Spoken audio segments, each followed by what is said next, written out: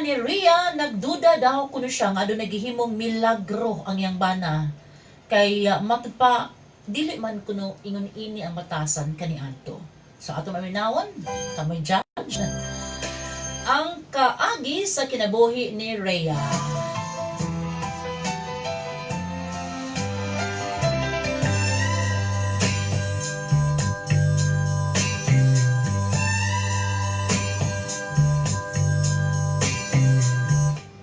Paris at din.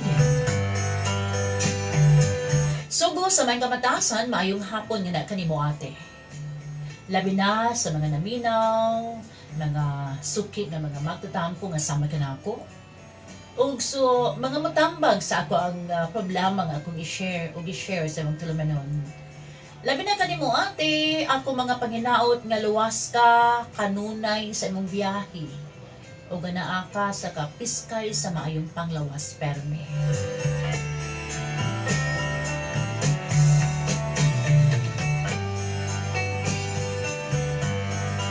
Lumulupyo ko sa usas mga lungsod din sa lalawigan sa Negros Oriental. Minyo, adunay tulo kabuk mga anak. Akong bana ate, si Man. Sa uyab pa lang mauna kini ang iyang trabaho. So unsa may akong gipangita kaniadto ate. For security reason, stable lang yan siya. Gugma po ko niya. Hinungdan nga, gihatag na ako ang kumatamison nga oo, niadtong gipangayo usab niya ang akong mga kamot, gikan sa makamot sa akong mga ginikanan.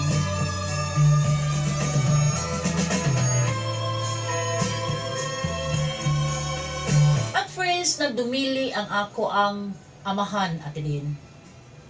Kay naa magud siya igsuon nga nakamana usab kini og siman bungkag ang ilang pagpuyo.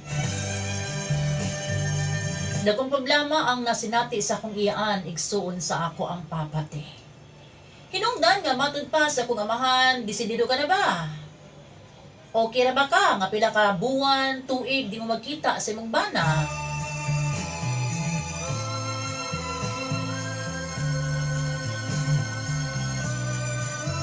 Bisan patuod kun kining matang sa trabaho, dakog sweldo. Kay matud palagi ni Papa ate, ang siman kuno, every report.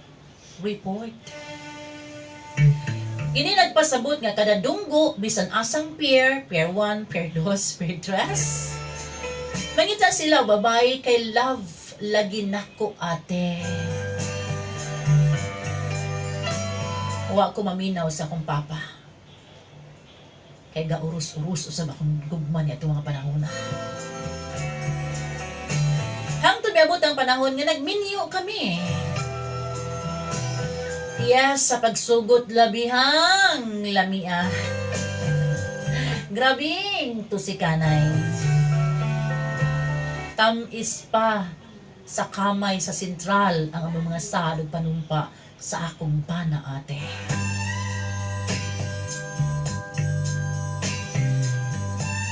Biyahe mo pauli after a year, months na. Hantod na kabaton kami mga anak. Miabot ang panahon nga nagkahinay-hinay ang among komunikasyon. Kay kuno lagyo ang ilang mga biyahe ate. Diha gani time ate nga wala ko kabalo. Abidunggo dahil sila sa Manila. And then mga 2 weeks siguro ka to or 3 weeks ate. Diha na lang ko nakahibalo sa pamilya sa iyang kauban.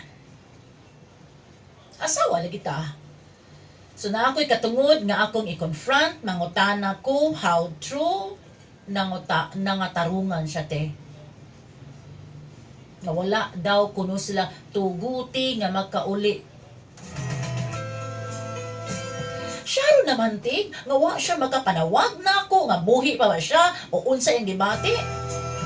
Bisa sa mga bata na lang ba? Hantod nakabantay na ko, hinahinay na kausob ang yung Facebook, doon ay babae nga mo comment, na mo like, as if so daw. O dunay something nila nakamatikod ko din. Nangutangan ako niya, pero lihay kaya ako ng tupak.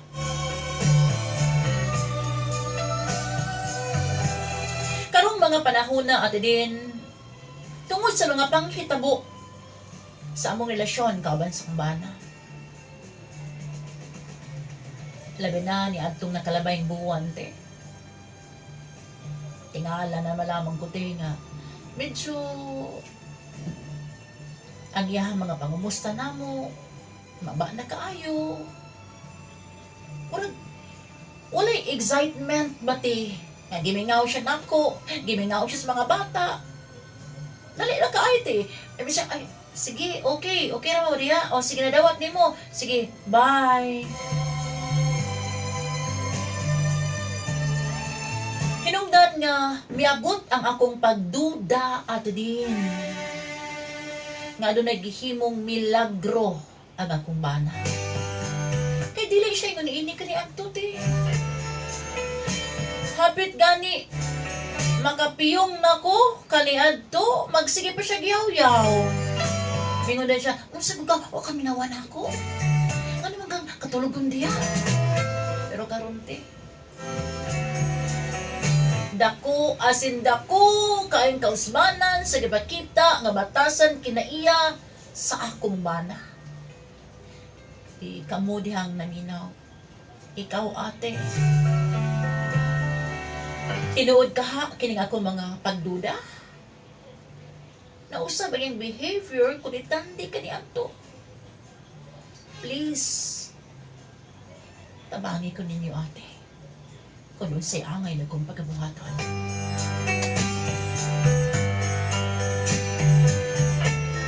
Ato din, mao kini akong suwatampo ka nga puna and hopefully matambagan ko nimo. Ug sa mga mutambag sa ako ang kahasantian. Daghang nakarelate diha. Siguro nga mga asawag siman nga happy sila na apoy uban pareha sa kuha. Magpabot ko sa imong opinyon og tambag. Ang hirap pagkutob. Kining tanan gikan ni Rhea dinhi sa probinsya sa Negros Oriental.